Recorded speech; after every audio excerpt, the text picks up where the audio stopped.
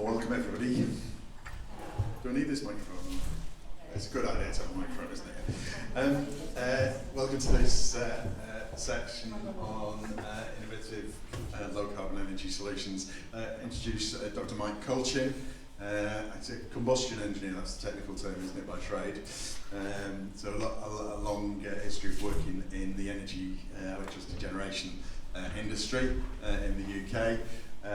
But then moving on to working particularly on looking at sustainable low carbon solutions, working at the interface between national government, between university research, local government, local community level, and now moving into just set up his own consultancy around working on those sorts of issues at all sorts of different levels with all sorts of different groups. So it should be a useful, practical session, possibly a bit controversial, and we'll see how it goes. So, to Mike. Thanks, David. Let's start with a graphic. This comes from the same group at the University of Reading as two of the graphs that Mark Macklin used yesterday, and it's my favourite. And what this does is shows the change in temperature since the middle of the 1800s through to the present day on a monthly basis, that average global temperature and the way that's been changing. And they've marked on there those two circles, the 2 degrees that was set in COP21 at the Paris Agreement, and then that 1.5 degrees that Elizabeth was talking about this morning. And if you've got someone who you want to show the impact of climate change to, I reckon this graph's the best one. I'll let it look one more time.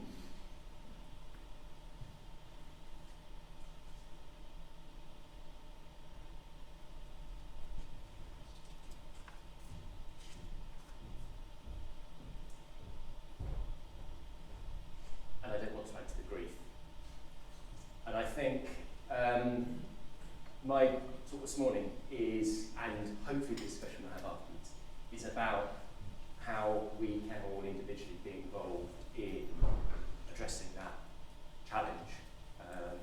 And it's a challenge, but there's an opportunity for us to do new things to address it. As David said at the start, my background, I am a combustion engineer. I've worked for many years in the energy sector. I have spent a lot of time working on power stations. I have been part of making the CO2 problem, but also been involved for a lot of years in thinking about and working on how we actually solve that problem of greenhouse gas emissions. And in some of the work I've been doing in recent times, I've become more and more aware, actually, the issue isn't about how we supply energy, it's about how we use energy, and that demand for energy that's created by the way we live our lives, and also by the demand for energy that's created by the way in which our populations are changing. So in the UK, we currently have 65 million people. By 2050, that deadline, that point at which we have got to have made a huge difference if we're going to really avoid 2 degrees of climate change,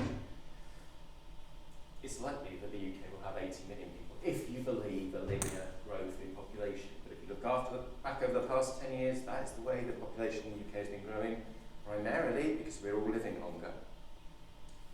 That increase in population means that we all travel around more, we all buy more cars. So the current number of cars on the road in the UK is 30 million.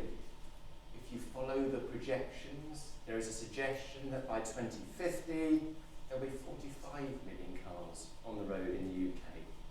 And it doesn't matter whether they're petrol, diesel, or whether they're electric vehicles. The implications for that on our energy use are huge. That population growth will also drive a growth in the need for housing. At the moment, there are about 25 million households in the UK. Follow those projections, and in 2050 there'll be 40 million households.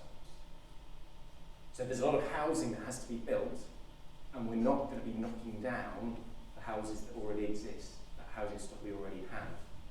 And that housing stock we already have, so there's a recognition that about 90% of the existing housing stock, depending on whose figures you use, up to 90% of the existing housing stock will still be there in 2050. And that current housing stock is woefully inadequate. And we are still building houses that are woefully inadequate for achieving that 2050 target. And never mind the energy we use for lighting our homes and making the things we want to use in our daily lives. I'm showing you this graph. I probably need to explain it because it's I haven't ever got it to the point where you can see all the labels from the distance that you're at. But the green is the use of energy as electricity. The blue, and this is each of us individually on an annual basis. So the scale along the bottom, I'm an engineer, so I use graphs, and then the scale along the bottom is kilowatt hours, and I can explain that later if you need me to. But just look at the length of the bars, really. The green is our use of energy as electricity. The blue is our use of energy individually for transportation. So if you add up all the energy used in the country and divide it by the population, the bottom blue line is us, the top blue line is us moving goods around, the bottom blue line is us moving ourselves around. And then look at the red bars, which is our use of energy as heat. As you can see, our use of energy for heat and transport is larger than our use of energy for electricity, but when people talk about energy, they often substitute the word energy for electricity in their heads, and they will talk about renewables and renewable generation of electricity. That's not where the big problem lies in the UK. It's different in other countries, but in the UK, the problem lies in our use of energy as heat and our use of energy for transport. So as we look to the future, we need to have a very different system. We need to change the way we are producing that energy. And we're already working on that. We have been for a long time. There are solutions that we understand for all the ways we produce that energy. But they are not in a place where they are ready to be deployed at large scale. And that's the big challenge for us. Because if you want to get to zero carbon by 2050, then we've got to get those solutions deployed. And we will not be able to do that by 2025. This country, the world, is not in a place where those solutions will be deployed such that we have zero carbon emissions by 2025. It's absolutely right that that's what's being called for to drive the action that's needed. I've been working in this space for well over 20 years. We've been saying for well over 20 years we need to do these things, and the impetus hasn't been in there to do them. The impetus is starting to build now, but it's going to take us a long time to achieve this aim. And if we don't start now, we will miss 2050. I think has already been said this morning. And that means that in the mid-20s, we will need to start seeing huge changes in investment in the infrastructure such that those solutions start to get deployed. And now we need to be doing what I would call innovation, and it's not about creating new solutions, it's about working out how to get those solutions to the point where people will use them. And that is innovative. Because at the moment we're not doing it, and we've got to change the way the whole of society works. And the other thing that's buried in here is an increased complexity of systems. So my graph at the start, where I talked about electricity, heating, or electricity, gas, and transport fuels. Some of the solutions that are being looked at for the gas system, our uses the main sort of source for our heating in the UK, and the solutions that are being looked at for the transport system mean that rather than those systems being sort of separate entities as they've been for the most part of the last century, we're actually bringing them on a collision course so that they're all sharing the same energy sources, and that adds huge complexity and interrelatedness between things. and makes it much harder to find a way to the solutions, but also offers lots of opportunities to overcome the problems that occur as you try to make those changes. And these changes have been driven in the UK by government policy. We've had since it came into law in 2008 through the Climate Change Act, as I'm sure many of you in the room know. But that has sat there in a policy which takes this idea of a trilemma, which says not only do we want to be aiming at sustainable solutions that reduce carbon emissions, but those need to sit alongside ensuring that energy remains secure and available to people, and that it remains affordable. Now, the reason the government does that is because of public pressure around the changes in pricing. So, alongside a lot of the stories we hear in the UK around climate change and the impact of energy on climate change, we also hear stories continuing in the press about the way that the energy companies are ripping people off and charging them huge bills.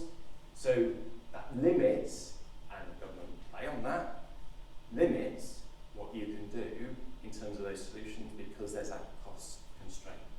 Likewise, 2 weeks ago we had a major power outage in the UK. It's very unusual nowadays for us to have a power outage of that kind, and there was uproar about it. If the system is allowed to go into a situation where those sort of outages happen more often, that will also create a politically unstable situation. So that's why government plays these three things in tension with one another.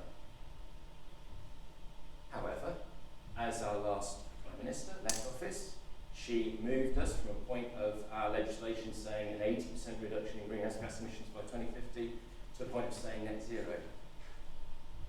We do seem to still be on a trajectory led by the politicians of saying greenhouse gas emissions are important and we do want to be part of creating that solution. I think it is tantamount on all of us to make sure that they don't lose that focus. And that sits within a global trend, a global picture. The idea of decarbonisation, the whole sort of series of presentations we've heard yesterday and today, sort of pointing towards that common international aim to decarbonise. And yet that sits in a context of other political discussions and ongoing debates internationally that sometimes, I think, perhaps makes that story not as firmly fixed as it might be. Part of the way that decarbonisation agenda gets played out is by people saying that we now have solutions that we can adopt that we've not been able to adopt in the past because of the huge changes in IT and the opportunities that provides in terms of those sort of digital interactions we can have, which we couldn't have 50 years ago. And all of those things enable us to adopt and put in place solutions that we wouldn't have been able to do in the past. And one of the things that does is drives and enables a decentralisation of the energy system. So producing energy at a smaller scale in more localised communities, and that decentralised production being able to play back into a much bigger system because you can connect them together in the way you could in the past. And one of the benefits seen from that decentralisation means that the decisions about energy can then go into the hands of people. So you can democratise energy. You can democratise the solutions to climate change. And we are seeing that in the UK. We're seeing more and more local authorities engaging with the energy system, saying how can we engage, what can we do, how can we be part of creating those solutions. But there's a warning here. In that democratisation, there are lots of issues that come into play. So you're taking the decisions around that energy system to a more local level, but at that local level, there are many different drivers. There are many different drivers those local authorities will talk about when they say why they are wanting to engage with the energy system. Not least, they want to find ways of bringing money back into their authority, which they've lost through the political process that we've gone in the last few years through austerity in this country. They also talk about energy resilience in their local area, ensuring that the energy supplies remain there for the future period, which allows them to attract larger businesses into their area to be part of that local economy. They see it as a means of enabling health improvement. People use district heating schemes. There's a classic example of it in Aberdeen, where Aberdeen have realised that one of the results of the future of the oil and gas industry, so two pieces in there. One is that the oil and gas industry, they know will be going, and that will have an impact on the economy of Aberdeen. But also, the people who've been working in that industry, interestingly, want to have stayed and settled in Aberdeen, and they're all ageing. So they have a future where they look at an ageing population with the source of income that that authority has had disappearing. And so they're already saying, well, how do we prepare for that?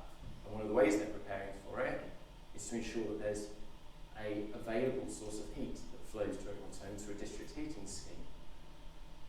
So they see their engagement with energy also helping them with a lot of their statutory drivers around healthcare and social care. And then, of course, all of those at a local level, people are looking to create jobs and ensure that skills can be developed. And there are other things besides, as I've listed on this slide. And what that often does is it means that the drive to address climate change drops down the list, and occasionally will get ignored, or occasionally the solutions that people will start to use at that local level are not as effective as they might be when you look at greenhouse gas emissions as a key concern for you. And I think this again emphasises that point around where we as individuals play into society, play into those democratic processes, ensuring that those issues don't get lost in the other work that's done to support and protect the vulnerable.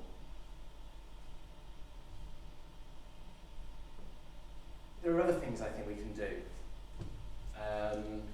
There are other things that relate to our decisions on our daily lives. And one of them, of course, is the food we eat. As populations rise and incomes increase, our demand for food increases. As part of that process, we also increase the waste of food. And that waste of food has an impact on our greenhouse gas emissions, both through the emissions that are produced during the production of the food itself, but also in the movement of that food around. So the less food we waste, the less energy consumption we create, because the less food has to be produced and moved, and the less greenhouse gas emissions that are created on the back of that. There are also arguments around the actual nature of our diets. So I am not vegetarian, but I do try to look at what I eat and when I eat those things, and try to make sure that the food I'm eating is sourced from sources that are less environmentally impactful than if I just bought the cheapest food. There are researchers who suggest that a vegan diet is better for the planet than flying less or buying an electric car. I'm not going to go into that debate, but it's there. I will go into the debate about electric cars. I think one of the things we can do is change the way we get around, and I don't think, my PhD is in, I did it in the automotive industry. I was working on internal combustion engines, so that's where I come from originally. I do not think that going to electric vehicles is the solution. I think we have to think about how we travel, when we travel, why we travel, and looking at using, can we walk, Can we cycle? When can we use public transport rather than driving a car? I think those are really important decisions, and they are decisions we make on a daily basis. And they are also decisions that we can influence others in. So if you work in a company and that company has a transport policy, are we pushing to make sure that transport policy is one of, you do public transport above any of the other options, even if it's more expensive than driving. And you use a train rather than flying, even if it is more expensive to use that train and it takes longer. How do we get involved in those debates and provide the evidence? You know, if you travel by train, actually, you've got a long period of time when you can work, if it's in a business context. If you travel by train for pleasure, you can enjoy the journey.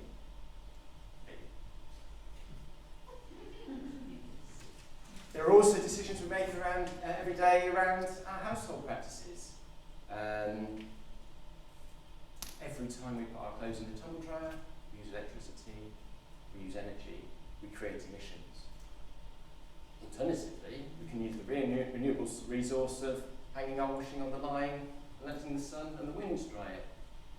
I know that's not always possible for space reasons, it's not always possible in the weather we have in the UK, but there are enough times which we'd say, so that, and each time you actually do that, you save energy, you save emissions. There are also obviously decisions around what we wear. The trend towards fast fashion has led to the fashion industry becoming one of the 5 largest polluters in the world. And that's happened without any of us paying any real attention to it, I believe. And it's a trend that we need to become aware of, we need to think about, we need to understand what the options and alternatives are, and engage with people and engage with those companies involved in that process, engage with politicians to drive something different from where we've headed for. And then there are the big decisions we make in life. There's decisions about where we live and how and where we work. All sorts of times on our journey through life, we get the opportunity to change the amount of energy we use. The size of the house we choose to live in, the design of that house impacts our emissions, our greenhouse gas emissions. Our choices about how, where and when we work impact our greenhouse gas emissions. So, to bring this to a close, I'll come back to this issue of energy demand and what it is. And as an engineer, I spent a lot of my life working on that whole issue of how we get enough energy produced to supply people's needs and produce it in the least environmentally impactful way possible. So I've got this idea in my head that demand is all about volume and the amount of energy that's needed by homes and businesses. And if we make those homes and businesses more efficient, then energy demand will be reduced. I'm sorry, we've been trying that since the mid-1970s, and it's not worked. So, maybe then we can turn to the economists. So the economists would suggest that energy is a commodity. It can be bought, sold, saved, or wasted. You can control demand with economic incentives and penalties. So you just price it out of people's pockets. I think we know what that does in terms of social interaction with the energy system and the political interaction that happens around that. And the impact we have on the vulnerable, because that is not an equitable way of handling things. So I suggest maybe we need to turn to social scientists who bring us back to that question, what services do people want? It is not energy that matters, but the services it provides. Comfort, mobility, lighting. That demand for energy changes across cultures, and as across time, as those social practices change. And steering and shaping those changes will reduce demand. But beware, they flag a really important risk, and I think it's a risk you can see happening before a rise with electric vehicles. If we take people's behaviours for granted, the solutions we adopt could create unsustainable levels of energy demand.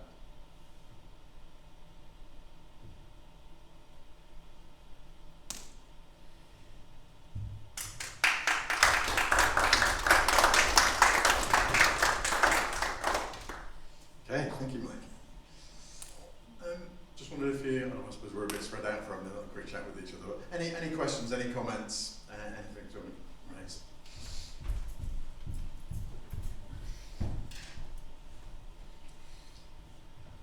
I appreciated all of that, and particularly as a non-vegetarian myself, that was comforting. I read recently that in China, 200 new power stations were commissioned in 2017 alone. Is our problem not just UK, which seems to have got the right idea, but that abroad we have situations over which we have no control, where the pressure towards climate change seems to be just going up and up and up? How can other nations be brought on board, and how do the loss of jobs that would entail be sorted? So, yes. Well, I don't know the numbers for 2017, but I do know historically there have been vast quantities of power stations being constructed in China, and historically a lot of those were coal-fired power stations. But China is also leading the world in renewable energy deployment. So they are deploying vast amounts of wind, they're deploying vast amounts of PV. One of the reasons that PV became an apparently very favourable option in the UK. Can you say what PV is? Sorry. Photovoltaics, so the electric, solar electricity generation. The reason solar electricity generation became so much cheaper in the UK in recent years is because the Chinese manufacturer of solar panels had developed to such a level that they had swamped their own markets, and they were offloading huge numbers of PV panels, photovoltaic panels, to the rest of the world, and crashed the prices. So that's, China is involved in looking at renewables and is involved in all the debates around the IPCC, sorry. No, PPC. Anyway, and so, but yes, the pressure needs to be put there, and one of the ways in which the UK can put pressure in those debates is by taking that leadership position, by actually driving and actually showing the calendar, and actually saying we are aiming for zero carbon by 2050, and we are on a trajectory to deliver it. At the moment, we're not. You look at our achievement against the last budget, carbon budget, and we achieved that budget. You look to the next two budgets, and you really have to start asking questions. And the Climate Change Committee really do ask questions about how we're going to achieve the next two budgets, never mind the 2050 target of zero carbon. So we cannot stop.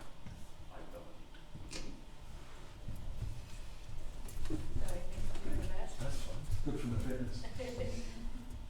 Thank you, Marianne Overton. I come from a local government background, at the moment elected, and a lot of this is stuff we know, and we're just not doing it.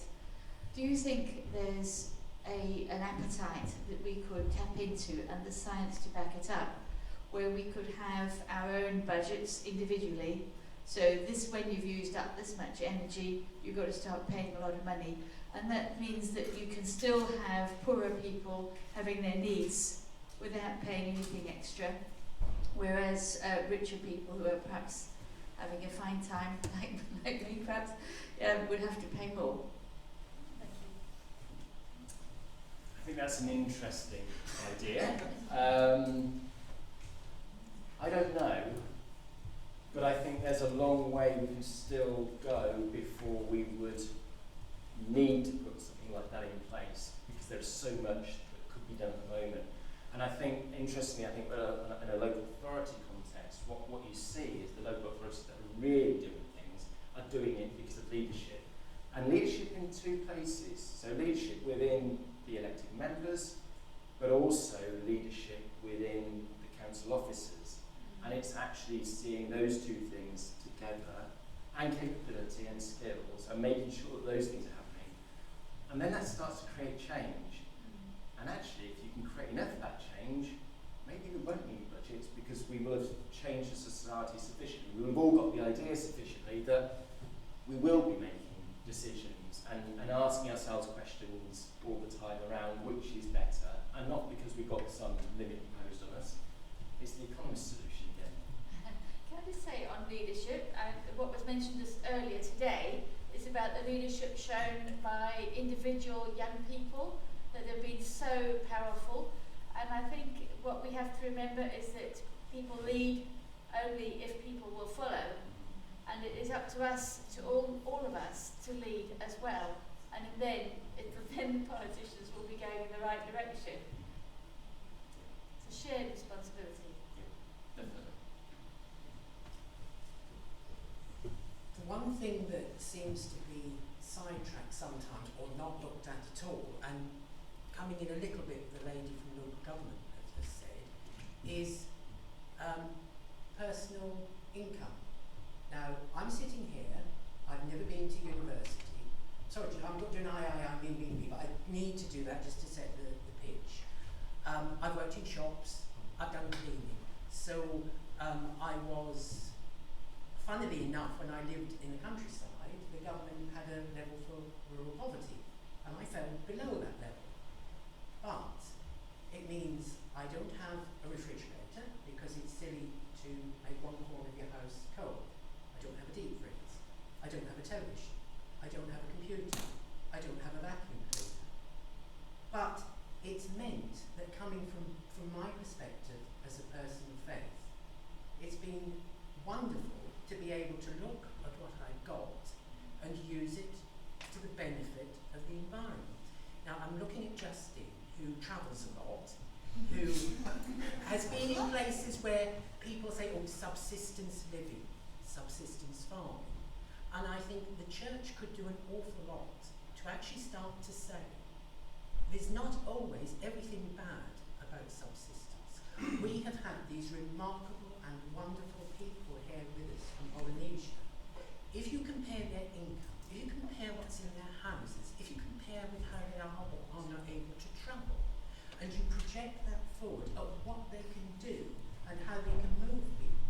And I don't think enough has been, I certainly don't think in the church enough has been said about it. Just an example, £75 to do the 2 days here.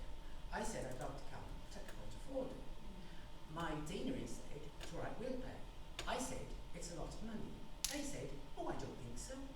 I'm sorry, £75 would be nearly 3 weeks housekeeping for me. And I think it needs to, the right messages need to come out. Poverty is a terrible thing, and there are those, many people that would fall into pure poverty.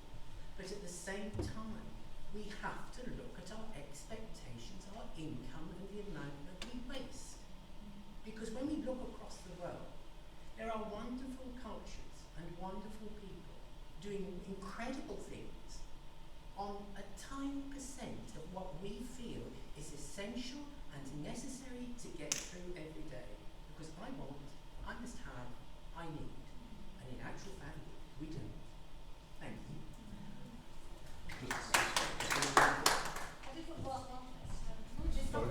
All right, do you want to respond to that and come back to you? Yeah, and I think those examples that you're giving there are some of the examples we need to learn from as we try and understand what those social practices need to be in the future, and actually how we really do make a radical change to our demand for energy. And you're right, a lot of the solutions we've been buying into for many years, motor cars, for instance, don't align with the need we now have to really make a huge difference. But why is it that people are afraid to talk about that? Why is it that people will look at every other situation rather than say, I'll do it like that? I've got some ideas around that. Happy to chat to you after. Is that okay? This is just a very boring practical question. I live in a house, Darson House, which is oil. We have no gas, so I think I'll probably have to put up with oil for a bit. We're delighted that the upstairs and downstairs can be heated differently. So I don't have to have them both on at the same time. Both up. But whereas my dad used to say to me, "Put a jumper on," and I said I was cold. There is a magic number, isn't there? What's the magic number? Because I'm just, the autumn's coming, the heating's not on yet, but what is sustainable and sensible to be able to tell the rest of my household that rather than having it at 22, 24, go round in shorts, how can I need to go back to saying put a jumper on, but with a level of credibility, not just mum being mum. Practical. There's a group at Loughborough University who've done some work on this, and I can't remember the figures. Sorry, but for every degree change, you make a huge impact on your energy emissions.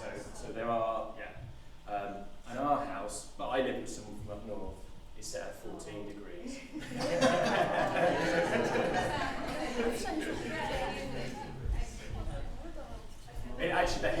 The temperature in the house isn't 14. That's the temperature. So the significance is the 1 degree is significant. Each degree is significant. Can I just say that 15 degrees is too low, 16 degrees is usually enough. That 1 degree difference makes all the difference. But the other thing here is back to that point around insulation of houses. And we have a huge challenge around how we insulate the existing housing stock. But there is no excuse for us to still be building new houses that need heating. It shouldn't be happening. But it is happening, and it's happening because of a failure in government policy, a decision by a recent administration to withdraw some legislation that was going in that would have made building regulations insist that every new house in the UK had a zero carbon rating, and that was taken out a few years ago, and it's not been put back yet. So if you want to campaign about anything, please go and campaign about that. So this follows on in a way. I'm hoping that my churches will become eco-churches, and I know we'll have the sort of conversations about how you live in your own home, and is it better to do the washing up, or is it better to use a I always call them washing up machines, a dishwasher. Where do we find that information? So you don't end up in a conversation that goes down into minute detail and takes our eye off the ball. We had this conversation yesterday, didn't we? And I don't think the information is always there, but I think it's really important that we keep asking that question and answering it for ourselves. So the example yesterday I think was hand towels versus hand dryers. Yes. And it's really interesting. It was Rebecca Forster who was talking about the zero carbon university, and her answer was 2 hand towels, hand dryers better. If people are only using 1 hand towel, then hand towels are better. And that shows the complexity, and it shows the issues we encounter again and again with these issues. But the difference now is that you and your congregation are asking the question. Well, maybe you're asking the question. Your congregations are, I don't know, but you're encouraging your congregation to ask the question, which 10 years ago none of us would have been doing at all. Now we are having that debate, and we're driving people to try and find that answer for themselves. We won't always get it right. There is a real temptation on the part of engineers to give people the answer, the right answer, there isn't a right answer.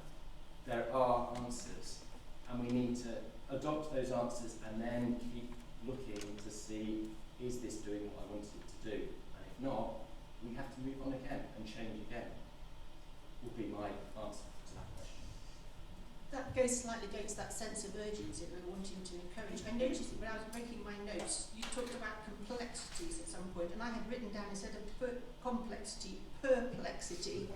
So I corrected it, but I kept the note in the wrong. Because that's the trouble, isn't it? We lose ourselves in the perplexity, and then we end up doing nothing. Exactly, and that's why we should get on and do things. I mean, let's carry on afterwards.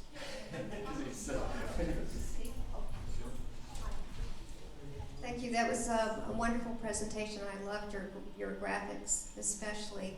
I have two questions, really. The first is, I'm just curious about education for children around sustainable choices and a sustainable lifestyle here in the UK. I think that's probably a really important piece of what we're looking at when we look at societal change. And changing behavior is something that takes a lot of support and some information. And my second question, because I brought, some of you may have heard my presentation yesterday, we've worked to customize a carbon tracker which really simplifies the household choices around how you power your home, local transportation, air, food waste, recycling, and recycling and nutrition.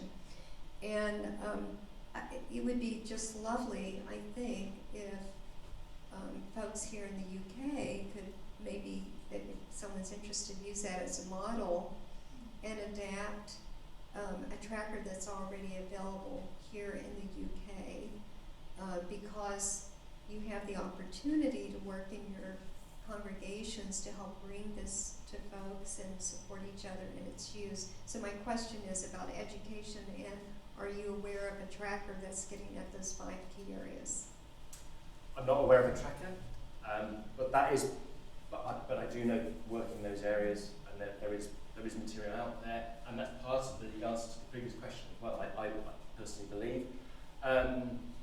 And I think also it's that previous question of actually how we provide people with resources and information that allows that training to occur. There are teachers in this audience, I won't look at anything. So maybe they could answer about how the things are happening in the UK at an educational level for children.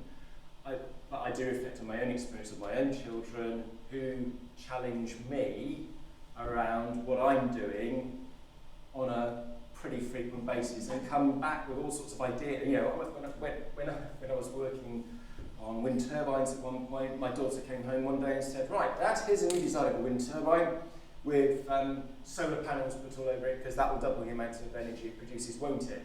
Take that to your colleagues and get them to work on that." So that's the sort of thing that is happening in response. I mean, maybe my own children are strange, but I think they are receiving that sort of education. But I don't know how far it goes, and it would be interesting to hear from teachers around whether they think they've got the resources available to them to allow them to assist in that education process. I think speaking as a mother with young children at the moment, I actually think the bigger message is on the changing lifestyle. So what I see is the school our children go to have got a huge outdoor learning initiative, which means at this time it's a nightmare because it means wellies, it means walk through the coast, it means a message of your children will go outside every day, whatever weather. And to begin with, I was like, yeah, right. But they do. And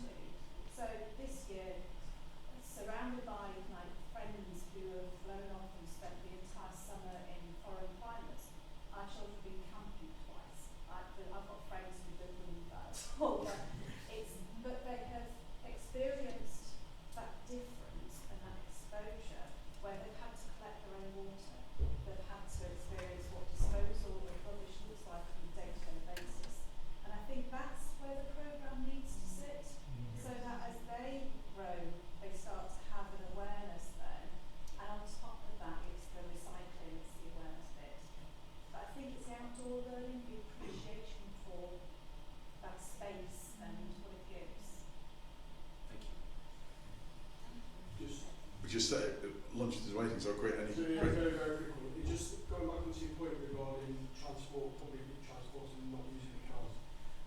Probably one for the local government to my left, but Lincolnshire is an expansive county with a very, very poor public transport system.